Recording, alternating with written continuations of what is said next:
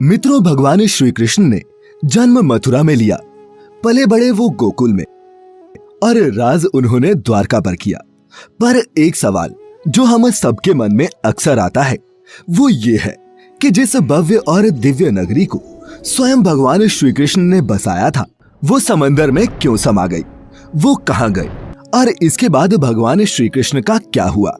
इन्हीं सवालों का जवाब जानेंगे हम मिलकर आज की इस वीडियो में। नमस्कार और स्वागत है आपका द डिवाइन टेल्स पर एक बार फिर।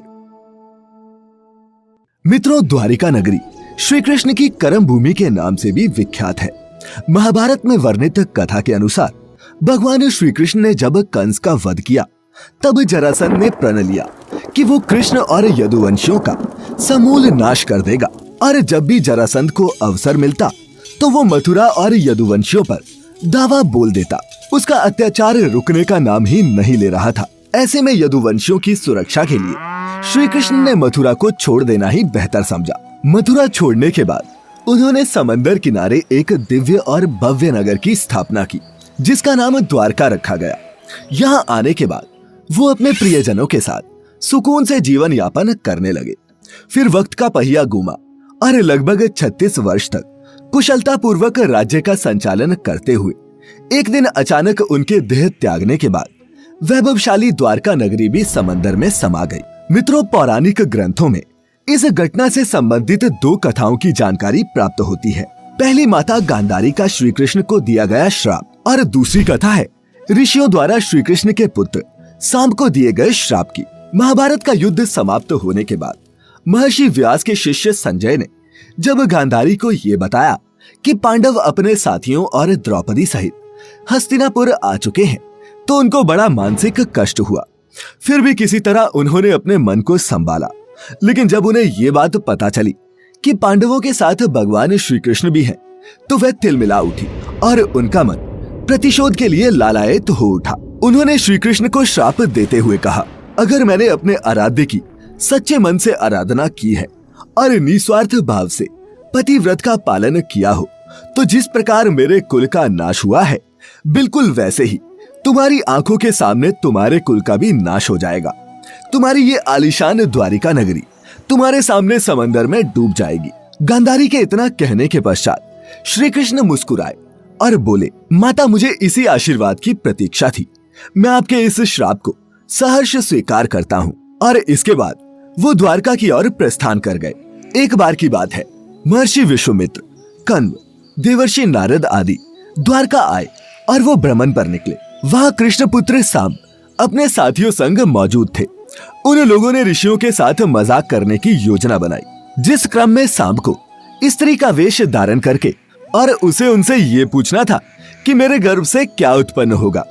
ऋषियों ने जब देखा कि ये युवक हमारा अपमान कर रहे हैं तो क्रोधित होकर उन्होंने उसे श्राप दिया कि श्री कृष्ण का ये पुत्र वृष्णि और अंधक वंशी पुरुषों का नाश करने के लिए एक लोहे का मूसल उत्पन्न करेगा, जिसके द्वारा तुम जैसे क्रूर, अहंकारी और क्रोधी लोग अपने समस्त कुल का संहार करेंगे। भगवान कृष्ण और बलराम के सिवा सब लोगों पर उस मूसल का प्रभाव होगा। जब श्री कृष्ण को ये बात पता चली तो उन्होंने कहा, यह जरूर सत्य होगा। श्राप के फलस्वरूप ही सांब ने मूसल उत्पन्न किया। पर जब ये बात राजा उग्रसेन को पता चली तो उन्होंने मूसल को चुराकर चुपचाप समंदर में फेंकवा दिया। साथ ही ये भी घोषणा करवा दी कि आज से कोई भी वृष्णि व अंधकवंशी अपने घर में मदिरा का उत्पादन नहीं करेगा। जो भी व्यक्ति छिपकर मदिरा तैयार करेगा उसे मृत्यु दंड की सजा दी जाएगी। और ये सुनकर द्वारका वासियों ने मदिरा नहीं बनाने का प्रण लिया। इसके बाद द्वारिका में आए दिन अशुभ घटनाएं घटने लगी। कभी तेज आंधी आती तो कभी तेज तूफान। चूहों की संख्या अचानक से इतनी ज्यादा बढ़ गई कि मनुष्यों से ज्यादा चूहे दिखने लगे और सोते हुए मनुष्यों के बाल और नाखूनों तक को कुतरने लगे। सारस उल्लुओं की और बकरे गीदड़ों की आवाज निकालने लगे।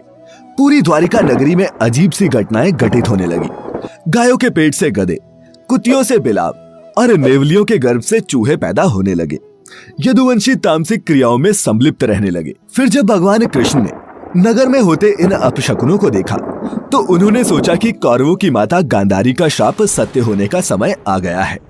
इन अपशकुनों को देखकर तथा पक्ष के 13वें दिन अमावस्या का संयोग जानकर श्री कृष्ण काल की अवस्था पर विचार करने लगे। उन्होंने देखा कि इस समय वैसा ही युग बन रहा है जैसा महाभारत के युद्ध के समय बना था, और फिर गांधारी के श्राप को सत्य करने के उद्देश्य से श्री कृष्ण ने यदुवंशियों को तीर्थ यात्रा करने की आज्ञा दी। भगवान कृष्ण की आज्ञा से सभी राजवंशी समंदर के तट पर प्रभास तीर्थ आकर निवास करने लगे। प्रभास तीर्थ में रहते हुए एक दिन जब अंधक व वृष्णिवंशी आपस में वार्तालाप कर रहे थे, तभी सात्यकी ने आवेश में आकर कृतवर्मा का उपहास और अनादर कर दिया। कृतवर्मा ने भी कुछ ऐसे शब्द मुख से निकाल दिए जिनसे सात्यकी का क्रोध 7वें आसमान पर पहुंच गया और उसने कृतवर्मा का वध कर दिया। ये देख अंधक वंशियों ने सात्यकी को चारों ओर से घेर लिया और उन पर आक्रमण कर दिया। इस दृश्य को देखकर श्री कृष्ण के पुत्र प्रद्युम्न उनकी सहायता के लिए दौड़े। सात्यकी और प्रद्युम्न अकेले ही मोर्चा संभाल रहे थे, लेकिन अंधक वंशियों की संख्या अधिक होने के कारण उन्हें पराजय का सामना करना पड़ा और अंत में वो उनके हाथों मारे गए। अपने पुत्रों की मृत्यु से श्री कृष्ण को अत्यधिक क्रोध आया और उन्होंने एक मुट्ठी घास उखाड़ ली। जैसे ही घास हाथ में आती वह लोहे का मूसल बन जाती। मित्रों, ऋषियों द्वारा दिए गए श्राप के कारण ही ऐसा हो रहा था।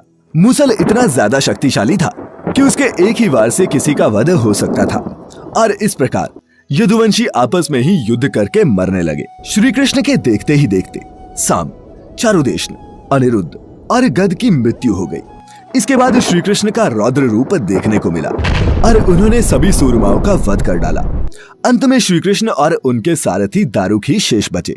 भगवान कृष्ण ने दारुक से कहा, तुम इसी क्षण हस्तिनापुर जाओ और अर्जुन को सारी घटना विस्तार से बताकर उसको यहाँ ले आओ।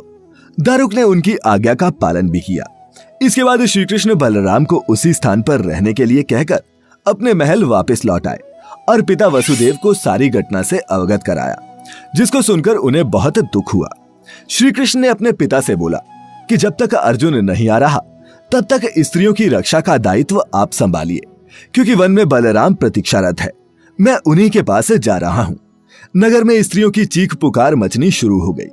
ऐसे में श्री कृष्ण ने स्त्रियों को सांत्वना देते हुए कहा कि घबराइए मत, अर्जुन आने वाले हैं और वे सब संभाल लेंगे। इतना कहकर वे वन की ओर चल पड़े। जब कृष्ण वन में पहुंचे तो देखा कि बलराम जी समाधि में लीन हैं। अचानक ही उनके मुख से एक सफेद रंग का सर्प निकला और समंदर की ओर चला गया। मित्रों, वो कोई सामान्य सर्प नहीं था, क्योंकि उसके हजारों मस्तक थे। और इतना ही नहीं, समुद्र ने स्वयं प्रकट होकर उस शेषनाग का अभिवादन किया। कुछ ही देर में बलराम ने अपने शरीर को त्याग दिया। श्री कृष्ण उस सूने वन में अकेले विचरण करते हुए गांधारी के श्राप के बारे में चिंतन करने लगे और अपनी इंद्रियों को संयमित करते हुए महायोग की अवस्था में धरती पर लेट गए। तभी जरा नामक एक शिकारी अपने शिकार की तलाश में वहां आ पहुंचा। दूर से उसे लगा कि वहां कोई हिरन है और उसने बाण चला दिया, परंतु जब वह अपने शिकार को पकड़ने के लिए आगे बढ़ा तो वहां श्री कृष्ण थे। ये देखकर उसे बड़ा पछतावा हुआ। भगवान ने उस शिकारी को आश्वासन दिया और स्वयं परम धाम चले गए, जहाँ कई मुनि और देवताओं ने उनका भव्य स्वागत किया। फिर वो शिकारी हस्तिनापुर गया और पांडवों को पूरी घटना की जानकारी दी, जिसे सुनकर पांडव बड़े दुखी हुए।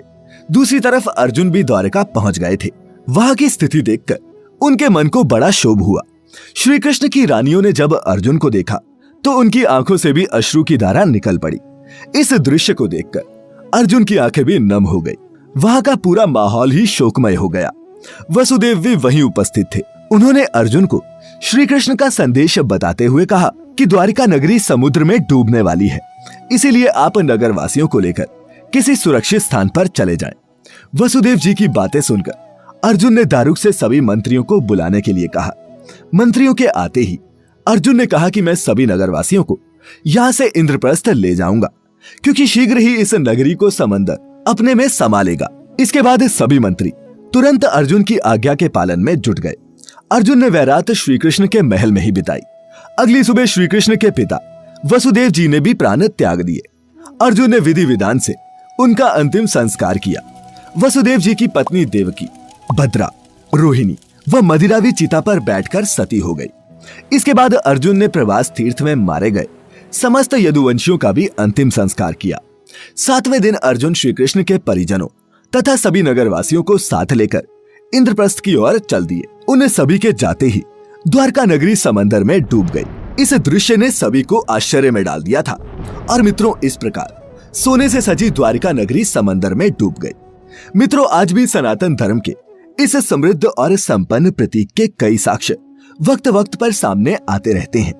द हिंदू की एक रिपोर्ट के मुताबिक 1963 में सबसे पहले द्वारका नगरी का एक्सकवेशन दक्कन कॉलेज पुणे के डिपार्टमेंट ऑफ आर्कियोलॉजी और गुजरात सरकार ने मिलकर किया था। इस दौरान करीब 3000 साल पुराने बर्तन मिले थे। इसके बाद आर्कियोलॉजिकल सर्वे ऑफ इंडिया की अंडर वाटर आर्कियोलॉजिकल विंग को समंदर में कुछ तांबे के सिक्के और ग्रेनाइट स्ट्रक्चर भी मिले थे, जिसके बाद ये पूरा नगर भी खोज लिया गया। तो मित्रों उम्मीद करते हैं कि आपको हमारी आज की ये कथा कि द्वारका नगरी समंदर में कैसे डूबी